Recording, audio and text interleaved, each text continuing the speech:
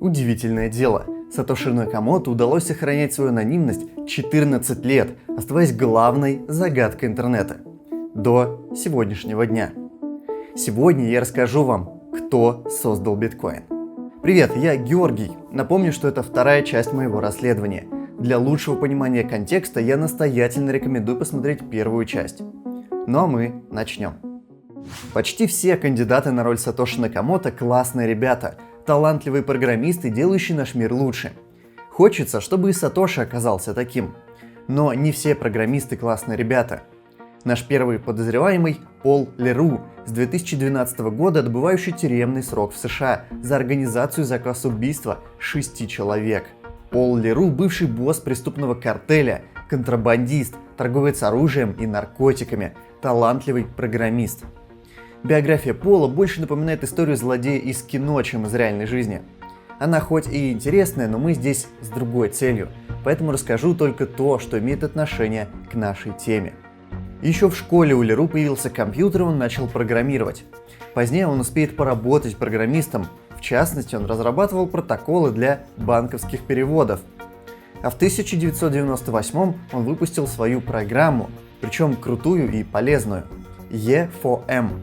С ее помощью можно было надежно шифровать данные на жестком диске. Программа бесплатна и с открытым исходным кодом. На сайте программы он написал манифест, где противопоставил свою программу государственной программе слежки под названием «Эшелон». Он написал, что в реальной жизни борьба за частную жизнь проиграна, но поскольку многое переходит в сеть, то с помощью шифрования можно защитить ее хотя бы там. Позднее на основе кода E4M будет выпущена еще более надежная и удобная программа под названием TrueCrypt, которая позиционировалась как самое надежное средство для шифрования данных. Некоторые полагают, что Леру принимал активное участие в ее разработке, хотя сам он этого никогда не признавал, и эта связь не была доказана. Честно говоря, поначалу мне было лень писать главу про Леру, потому что материалы, в которых его подозревают в создании биткоина, мне показались притянутыми за уши. Но углубившись в тему, мне стало гораздо интереснее. Давайте посмотрим на расследование по пунктам. Расследователь увидел сверхъестественное сходство манифеста и white-paper биткоина, но, честно говоря, ни о каком сильном сходстве говорить не приходится. И то написали люди со взглядами шифропанков, что шифрование это суперкласс, пользуйтесь и все такое. И на этом все.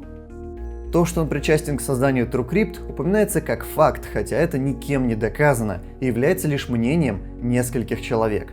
Хотя, возможно, и правда, но тем не менее. А помните доктора Крейга Райта, который оказался никакой не доктор? В прошлой части я рассказывал, что на Крейга Райта подали в суд, подозревая его в том, что он реальный создатель биткоина и присвоил себе биткоины Дэйва Клеймана. В материалах дела обнаружился интересный документ под номером 187. Из документа мы узнаем, что Райт, пытаясь доказать, что он создал биткоин, отвечал на вопросы суда, и часть этих ответов он попросил закрыть для общественности, поскольку он опасался за свою жизнь. Райт заявил, что он давал показания, которые помогли задержать какого-то преступника. Документ отредактирован так, чтобы скрыть, о ком идет речь, но похоже, что по случайному стечению обстоятельств кто-то забыл отредактировать одну из сносок. По всей видимости, Райт утверждал, что давал показания для задержания Пола Леру. Что, если честно, вводит в некоторый ступор, как эти двое вообще связаны. Они работали вместе, общались. Как так получилось, что Райт сдал Леру? Райта за что-то прижали? Непонятно. Но также стоит учесть, что, возможно, мы неверно интерпретируем этот документ и что-то не так поняли, кто знает. Итак, давайте расскажу вам о любительские теории, которые связывают Леру, Райта и биткоин. Кто-то на Reddit предположил, что Леру создал биткоин для своих преступных целей отмывания денег. Крейг Райт работал на него и знал, что тот создал биткоин. Крейг помог посадить Леру в тюрьму и вместе с Клейманом, который тоже был как-то замешан во всем этом, попытался украсть биткоины Сатоши Леру, но ключи от кошельков оказались зашифрованы с помощью TrueCrypt. Райт использовал свой суперкомпьютер, чтобы попытаться расшифровать ключи и заполучить биткоины Леру. Ну и бред, подумал я, причем здесь вообще TrueCrypt, Клейман – абсолютно высосанная из воздуха теория. Да и о чем речь, биткоин с его полностью открытой историей транзакций выглядит как потрясающе плохой способ для отмывания денег. Но немного логики в этой теории возможно есть. На суде Райт заявил, что он владеет файлами Дэйва Клеймана, зашифрованными с помощью TrueCrypt, и что там находится много биткоинов. Расследователь предположил, что на самом деле это файлы Леру. Так или иначе, больше инфы пока никакой нету. Так что давайте рассмотрим другие улики. Во-первых, упоминают его имя – Пол Салотши Колдер Леру, типа похоже на Сатоши. Но мне это вообще не показалось убедительным аргументом. Хотя и журналист Wired предположил, что это фейковое имя в дипломатическом паспорте могло натолкнуть Леру на псевдоним. Ведь паспорт был выдан летом 2008 года, за пару недель до первых известных сообщений от Сатоши. Пол хорошо владеет C++ и одержим криптографией. А в 2011, когда Сатоши исчез, у Пола начались проблемы с его преступным бизнесом. А в 2012 он оказался в тюрьме, так что, грубо говоря, время их исчезновения примерно совпадает. Леру был любителем азартных игр. Оказалось, что в репозитарии первоначального кода биткоина были строки кода для онлайн-покера. Вот это действительно интересная деталь, о которой я не знал. Также Полу пытаются приписать запись на одном форуме, сделанную в 2002 году. В ней описывалась концепция виртуального P2P банкинга, что уже хоть как-то напоминает идею биткоина. IP-адрес автора поста вел в Нидерланды, где примерно в это же время жил Леру, из чего сделали вывод, что это его рук дело. Весьма посредственный аргумент. У меня есть получше. В 1999 в рассылке шифропанков появился аноним, который описал нечто действительно очень похожее на биткоин. Он упоминал те же технологии, что применялись в итоге в биткоине. Был ли это Сатоши Накамото? Я думаю, это мог быть он. И напоследок десерт. Несколько недель назад появилась новость, что удалось расшифровать сообщение из самой первой транзакции в сети биткоина, в которой Сатоши отправил несколько биткоинов Хэллу Финни. В зашифрованном сообщении написано: эта транзакция была совершена Полом Леру Хэллу Финни 12 января 2009 года. Охренеть! Сказал бы я, если бы это не была очередная туфта. Возможность оставлять такие сообщения появилась лишь в 2011 году. Так что это фейк. Закончим эту главу на том, что в истории с Леру нет ни одного серьезного аргумента, который бы делал его подозреваемым на роль Сатоши. Нету даже смысла перечислять вопросики, которые сломают всю логику такого подозрения. Уверенно заявляю, Пол Леру не создавал биткоин. И это хорошо. Наш следующий подозреваемый – полная противоположность Леру. Лен Сасман – настоящий шифропанк. Он работал в PGP Corporation вместе с Хэллом Финни. Помните? Хэлл получил первую транзакцию от Сатоши Накамото. Лен исследовал peer-to-peer сети под руководством Дэвида Чаума, пионера электронных денег. Именно на P2P технологиях основан биткоин. Лен отличился как авторитет в области криптографии с открытым ключом, также основа биткоина. Он дружил со многими людьми из мира кибербезопасности и криптовалют, по ощущениям, чуть ли не со всеми. Лена можно назвать одним из разработчиков интернета. Когда ему было 18, он уже был членом рабочей группы, ответственной за протокол TCP/IP, лежащий в основе интернета, а позже и в сети биткоин. В 1999 году он жил у Брэма Коэна, создателя торрента, и уже тогда он был активен в сообществе шифропанков. Лен посвятил себя защите личных свобод и неприкосновенности частной жизни с помощью технологий и живых политических акций. Кроме этого, Лен был ведущим специалистом по ремейлерам, технологии, позволяющей отправлять электронные письма анонимно. Их работа похожа на работу биткоина. К слову, список рассылки шифропанков фактически был построен на ремейлерах. Именно это позволяло отправлять рассылку письма анонимно. В эссе «Почему ремейлеры» Хэл Финни утверждал, что ремейлеры были основой анонимной цифровой экономики, поскольку появилась возможность анонимно пересылать данные, что пригодилось бы позднее в транзакциях. Операторы ремейлеров были одними из первых, кто осознал необходимость криптовалюты. Без средств для анонимных платежей ремейлеры должны были работать бесплатно. Это привело к проблемам с масштабируемостью и означало, что спам и злоупотребление были постоянной проблемой. Из-за этого многие концепции, фундаментальные для криптовалюты, возникли из-за необходимости в защищенном от злоупотреблений коммерческом ремейлере. В 1994-м Хэл Финни предложил монетизировать ремейлеры с помощью анонимных монет и денежных токенов. Что еще интересно, сам Сатоши предлагал в рассылке шифропанков использовать биткоин как оплату работы ремейлеров. Много косвенных фактов говорит о том, что во время работы над биткоином Сатоши работал в академической среде. Работа над кодом и комментариями значительно возрастали во время летних и зимних каникул и уменьшались в период экзаменов. Вспомним white paper биткоина. Он был написан в академическом стиле.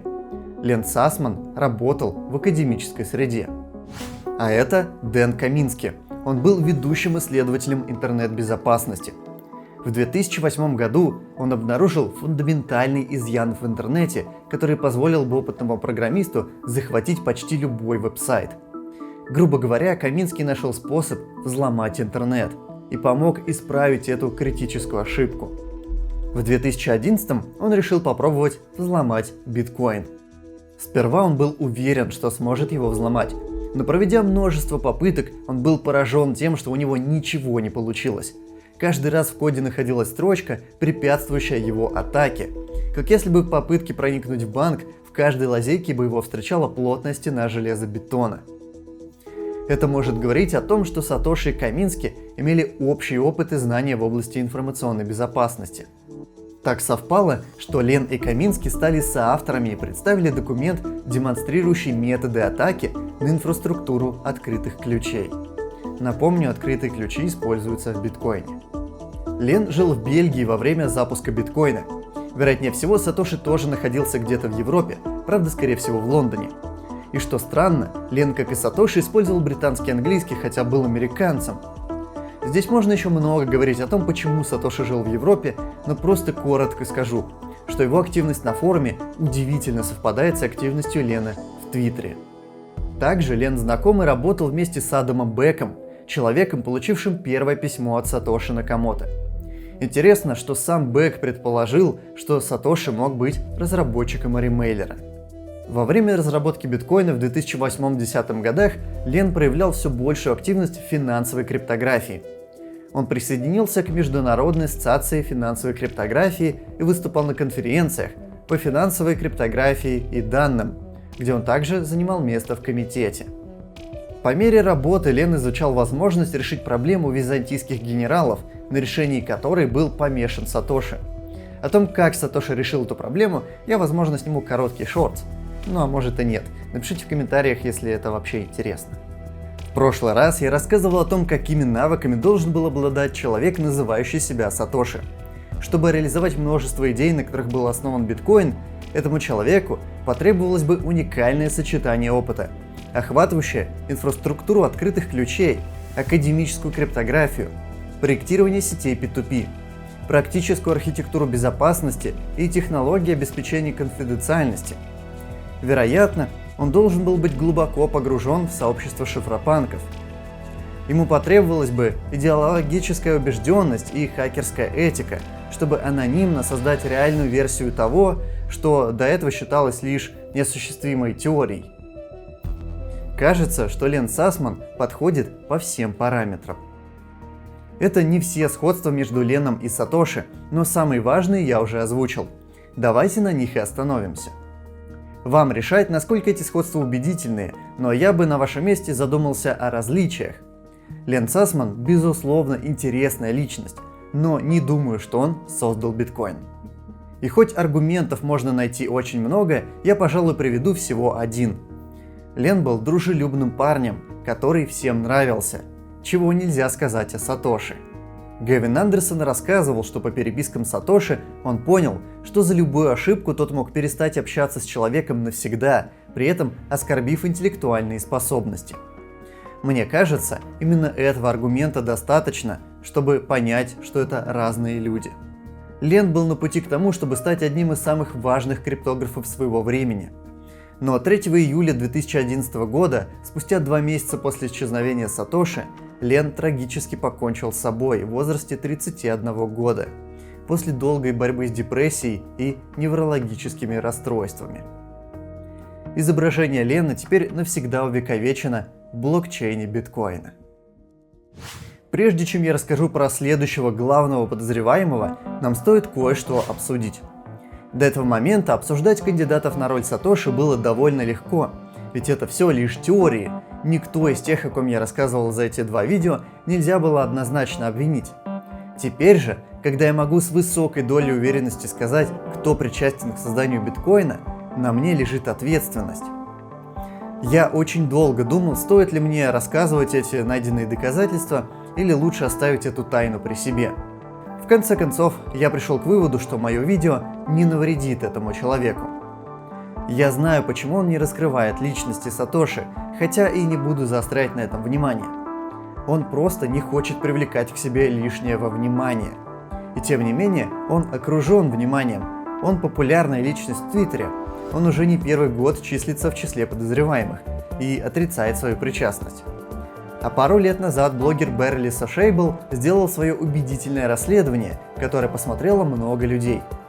Поэтому своим скромным видео я не доставлю нашему кандидату дискомфорта, а лишь добавлю для русскоязычной аудитории несколько новых интересных фактов, которые не были известны ранее, по крайней мере широкой общественности. Наш подозреваемый – человек, якобы получивший самое первое письмо от Сатоши Накамото. Доктор Адам Бек. Он известный шифропанк. В 1998-м Адам создавал механизм подтверждения проделанной работы, грубо говоря, майнинг, одну из основ биткоина. И что важно, Адам предлагал использовать эту технологию для электронной валюты. Он назвал свою разработку HashCash. Минуту назад я упомянул популярное расследование блогера Берли Сашейбл. Давайте буду называть его Барри. Расследование Барри строится вокруг масштабного спора, произошедшего в 2015 году. Тогда Гэвин Андерсон и Майкл Хирн выступали за то, чтобы увеличить размер блоков в блокчейне биткоина, чтобы увеличить масштабируемость сети биткоина. Судя по опросу, эту идею многие поддерживали. Многие, но не все. И здесь важно отметить, что Гэвин Андерсон сделал очень многое для развития биткоина и для очищения его репутации после неприятных историй с торговлей наркотиками за биткоин. Можно сказать, что Сатоши изобрел биткоин, а Гэвин и его команда сделала биткоин успешным. В 2014-м Гэвин ушел с поста главного разработчика биткоина. Через полгода после этого была основана коммерческая компания Blockstream, в которую вошли ведущие разработчики биткоина. Blockstream предложила использовать сайдчейн, дополнительную надстройку к биткоину, которая позволила бы увеличить масштабируемость сети и скорость транзакций, а также собирать комиссию за это, и при этом не увеличивая размер блока биткоина. Идея сайдчейна имела очевидный конфликт с предложением Гэвина об увеличении блока. И на самом деле это долгая, сложная и интересная история, которая занимает аж половину видео Барри. Я попытался сократить эту историю, оставив саму суть. Барри подводит к мысли, что Blockstream захватила форум биткоина и раздел биткоина на Reddit. Тем самым Гэвина лишили возможности собрать консенсус для обновления биткоина. Тем не менее, в 2015 году Майкл Хирн и Гэвин выпустили форк Bitcoin XT, в котором увеличили размер блоков. Через 40 минут после того, как Майкл напишет о запуске, появилось сообщение от Сатоши Накамото. Последним достоверным сообщением Сатоши считается электронное письмо, отправленное в апреле 2011 года. Но были и другие сообщения, которые считаются фейковыми, ведь почту Сатоши взломали. Но у Сатоши было 2 почтовых ящика, и Барри считает, что вторая почта не подвергалась взлому, и уверен, что это сообщение, оставленное в 2015 году, реальное. Что ж, допустим.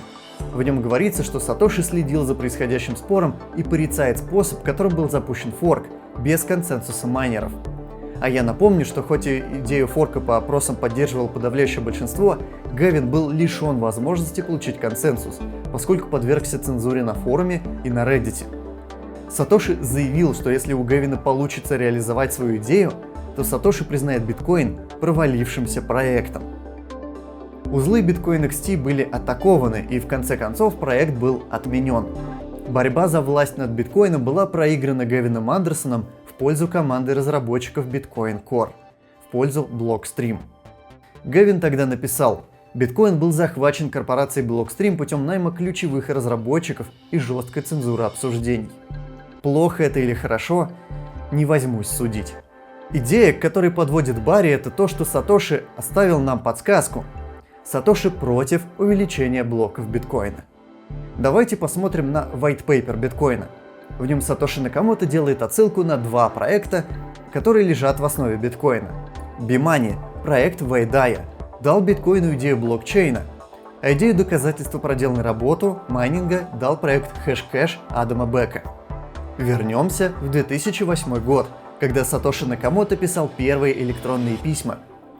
В прошлом видео я рассказывал, что самое первое сообщение Сатоши написал шифропанку Адаму Беку. Тот заметил, что проект Сатоши напоминает проект Вэйдая.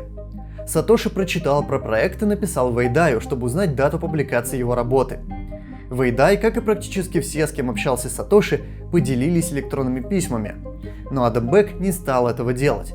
Возможно, переписки просто не существует. Казалось бы, он пытается защитить Сатоши, но при этом распространяет кандидатуры вроде Пола Леру, которые явно не являются Сатоши. Что за двойные стандарты? Окей, вернемся к Вэйдаю. Когда Bimani был запущен, к проекту не возникло интереса. Статья Дая была слишком сложной.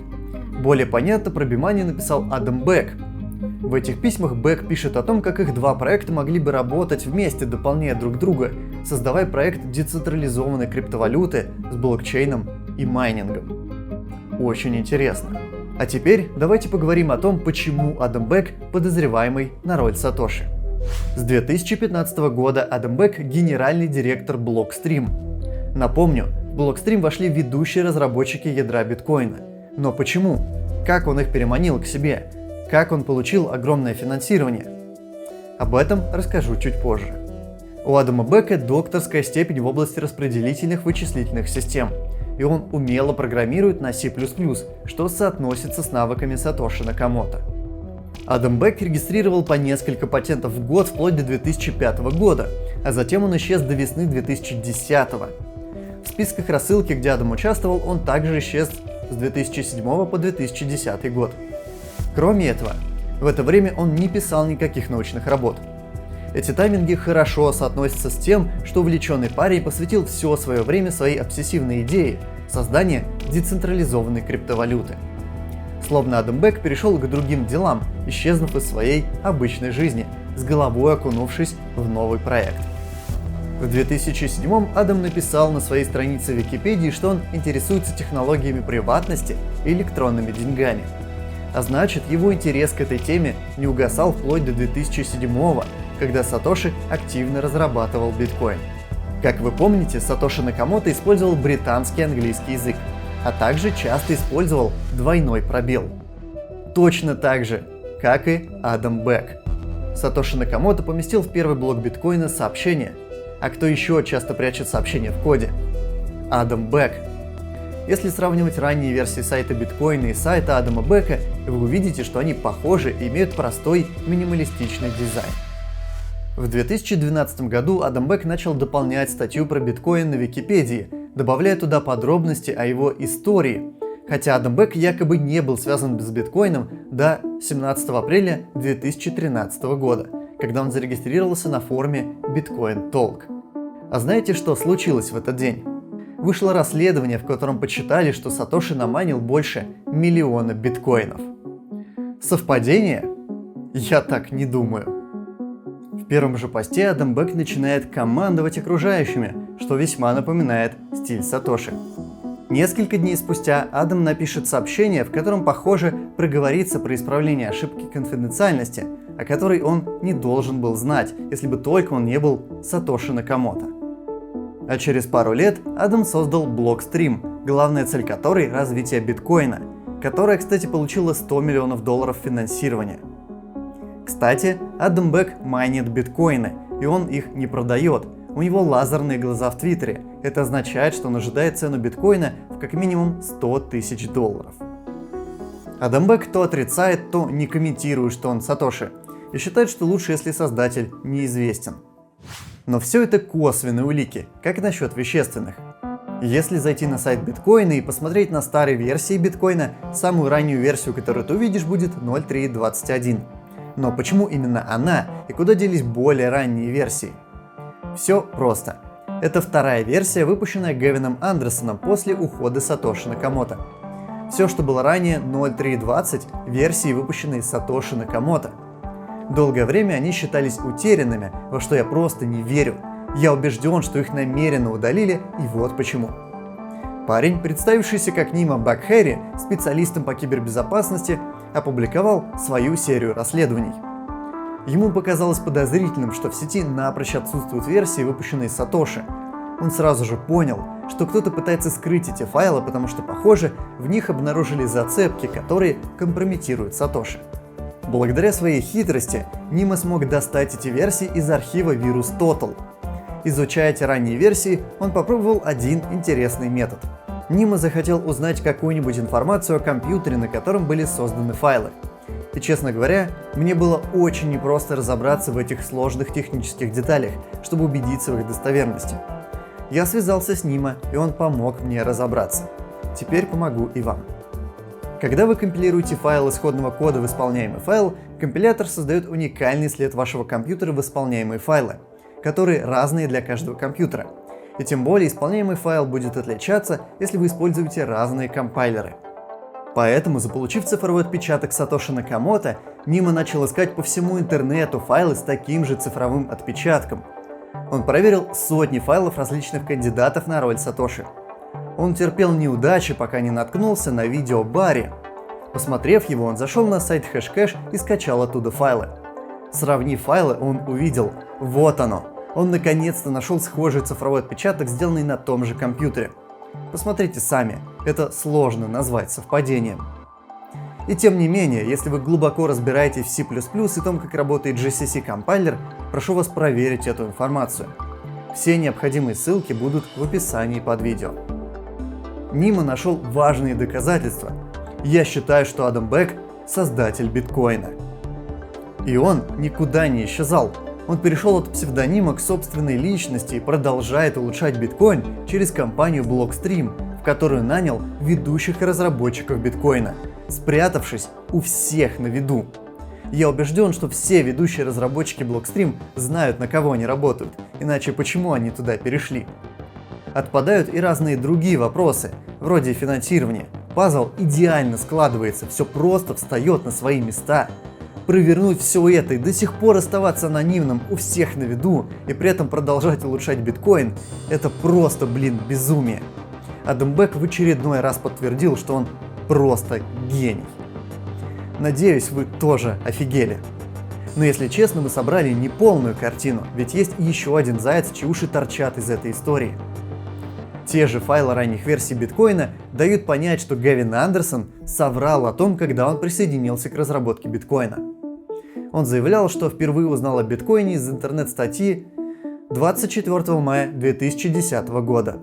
Но данные в файлах его сбора говорят, что в действительности он работал над биткоином как минимум с 2009 года. Возможно, что Гэвин был знаком с Адамом Беком еще до запуска биткоина, и возможно они работали вместе.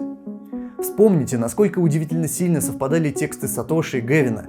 Вполне возможно, что часть текстов Сатоши писал Гэвин Андерсон. Так что и его я назвал бы на несколько процентов Сатоши Накамото. И очень жаль, что их пути с Адамом разошлись. Получился интересный парадокс. Мы думали, что узнать, кто стоит за псевдонимом Сатоши Накамото, равно узнать, кто создал биткоин. Но вот мы, похоже, знаем, кто создал биткоин, но до сих пор не знаем, Сатоши Накамото это один человек или несколько. Оказалось, что это два разных вопроса. В версии 0.3.19 Сатоши Накамото предусмотрительно отказался от авторских прав на биткоин, сделав лицензию открытой. Так что, хотя Адам Бек и продолжает влиять на биткоин, в действительности биткоин можно считать общим достоянием всех людей. Что ж, одной тайны в интернете стало меньше, а значит самое время поставить лайк этому видео. Я хотел рассказать еще очень много интересного о биткоине, что просто не помещалось в это видео. Возможно, я как-нибудь сниму еще одну часть, или же буду делать короткие шортсы на канал. Тут уж напишите в комментариях, как вам будет удобнее. А на сегодня все. Скоро увидимся. Пока.